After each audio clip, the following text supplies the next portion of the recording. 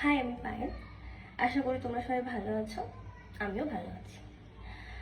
আগে জানো তো, কোনো ইম্পর্টেন্ট কথা বা কোনো কাজ হয়তো মাকে বলেছি যে তুমি এটা কিন্তু একটু করে দেবে বা আমাকে এটা মনে করিয়ে দেবে, খুব ইম্পর্টেন্ট, ভুলবে না। এবার মা হয়তো কোনো কারণবশত ভুলে গেছে, তখন আমি খুব রাগ করতাম, কেন তুমি ভুলে গেলে, তুমি তো সারাদিন বাড়িতে থাকো, তোমার কিসের এত চাপ।